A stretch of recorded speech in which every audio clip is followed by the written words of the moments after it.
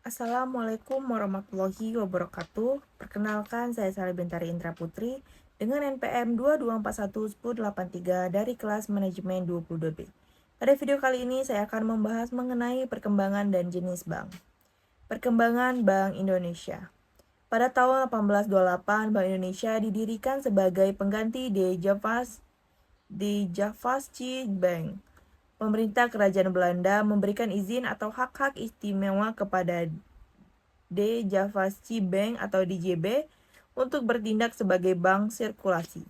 Sebagai bank sirkulasi, DJB memiliki kewenangan untuk mencetak dan mengedarkan uang golden di wilayah Hindia Belanda.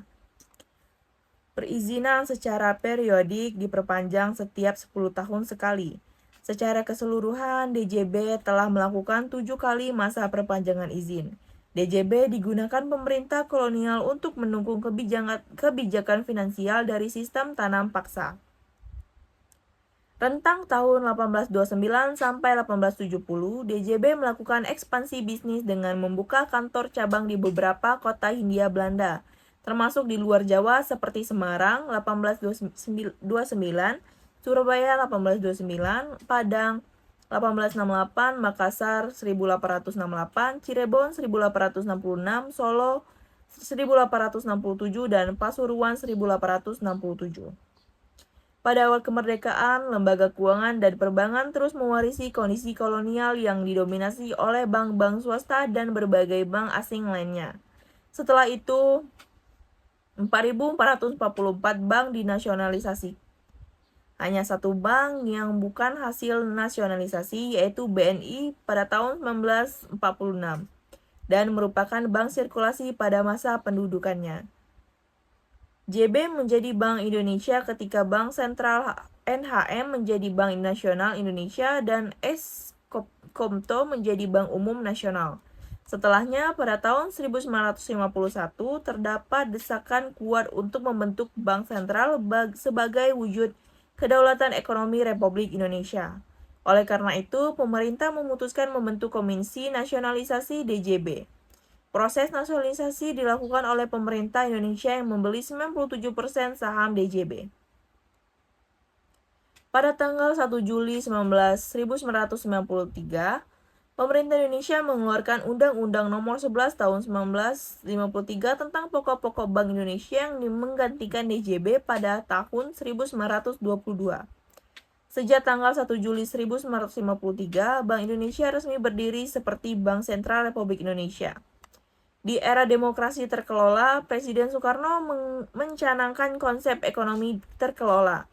Saat itu, Presiden Bank Indonesia diangkat menjadi anggota Dewan Menteri Bank Sentral dan Dewan Moneter sudah tidak aktif lagi.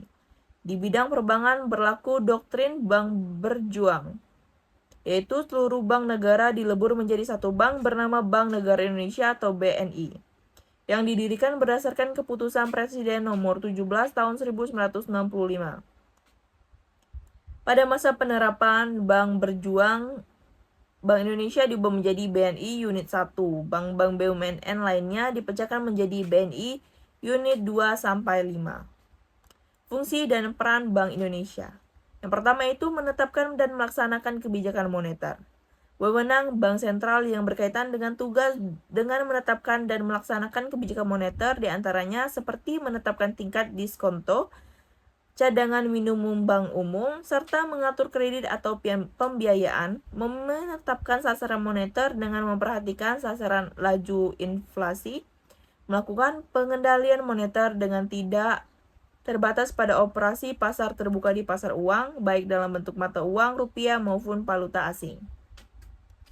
Yang kedua, Bank Indonesia memiliki peran vital dalam menciptakan kinerja lembaga keuangan yang sehat, khususnya perbankan. Penciptaan kinerja lembaga perbankan seperti itu dilakukan melalui mekanisme pengawasan dan regulasi. Selain itu, disiplin pasar melalui kewenangan dan pengawasan dan pembuatan kebijakan serta penegakan hukum atau law enforcement harus dijalankan. Law enforcement dimaksudkan untuk melindungi perbankan dan stakeholder serta sekaligus mendorong kepercayaan terhadap sistem keuangan. Yang ketiga yaitu Bank Indonesia memiliki kewenangan untuk mengatur dan menjaga kelancaran sistem pembayaran.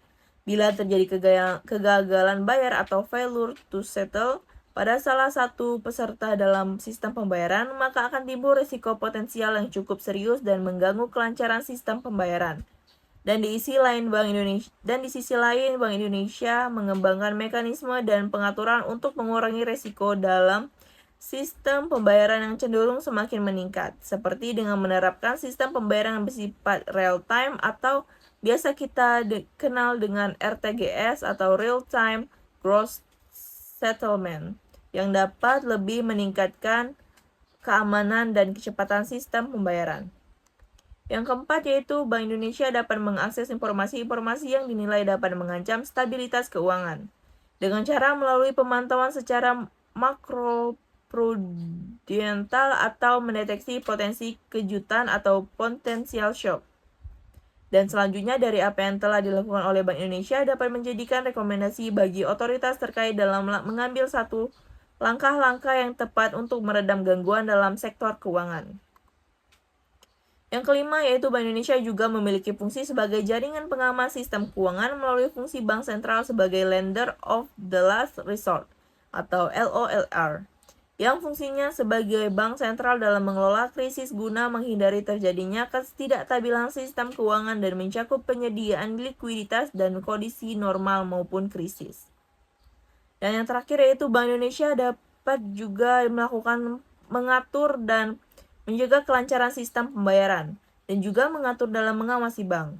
Dan dalam pelaksanaan tugasnya sebagai pengelola keuangan, Bank Indonesia juga mencetak uang sesuai dengan kebutuhan masyarakat dan selalu memastikan kebutuhan uang tunai masyarakat dengan jumlah yang cukup layak untuk diedarkan. Selanjutnya itu jenis-jenis Bank Indonesia. Yang pertama itu Bank Sentral. Bank sentral merupakan institusi yang bertujuan mengelola perekonomian dan mengatasi permasalahan yang mengganggu stabilitas. Bank sentral memiliki tujuan melaksanakan dan menetapkan kebijakan untuk mengatasi pergerakan siklus ekonomi baik ketika tumbuh pesat maupun melambat. Bank sentral ini menjalankan tugasnya untuk mengelola kestabilan moneter, kelancaran SP, dan memelihara SSK. Konsep bank sentral pada masa Keynes dipengaruhi oleh kondisi ekonomi yang tinggi di Britania Raya serta depresi hebat pada tahun 1930-an di Asia Amerika Serikat. Pada era ini, bank sentral mulai fokus untuk mengelola peredaran uang dan kredit pada siklus makroekonomi agar masalah tindakan kolektivitas tidak mengancam. Fungsi utama bank sentral adalah mengatur masalah-masalah yang berhubungan dengan keuangan suatu negara secara luas. Yang kedua yaitu bank umum konvensional atau syariah. Bank konvensional adalah bank yang menjalankan kegiatan usahanya secara konvensional dan berdasarkan jenisnya terdiri dari bank umum konvensional dan bank pengkreditan rakyat. Dalam fungsinya ialah sebagai penghimpun dana dan menyalurkan dana kepada masyarakat dengan tujuan untuk menunjang pelaksanaan pembangunan nasional dalam rangka meningkatkan pemerataan pembangunan, pertumbuhan ekonomi, dan stabilitas nasional. Bank berdasarkan prinsip konvensional, yaitu bank yang mencari keuntungan dengan cara menetapkan bunga sebagai harga, baik untuk simpanan seperti giro, tabungan, maupun deposito. Sedangkan menetapkan keuntungan untuk jasa bank lainnya ditetapkan biaya dalam nominal atau persentase tertentu. Bank berdasarkan prinsip syariah. Bank syariah tidak melaksanakan sistem bunga. Bagi bank syariah, penentuan harga atau untuk mencari keuntungan didasarkan pada prinsip bagi hasil. Dan prinsip bank syariah adalah prinsip hukum Islam dalam kegiatan perbankan berdasarkan fatwa yang dikeluarkan oleh lembaga yang memiliki kewenangan dalam penetapan fatwa tersebut.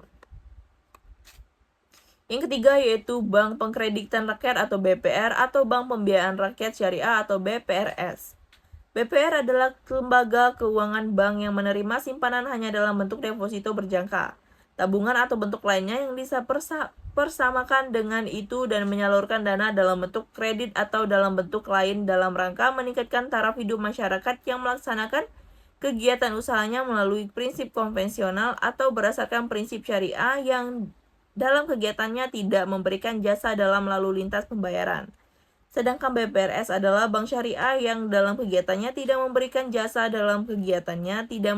jasa dalam lalu lintas pembayaran. dan BPRS merupakan sebuah keyakinan bahwa prinsip syariah adalah yang terbaik. Sekian penjelasan dari saya mengenai perkembangan bank dan jenis bank. Saya akhiri, wassalamualaikum warahmatullahi wabarakatuh.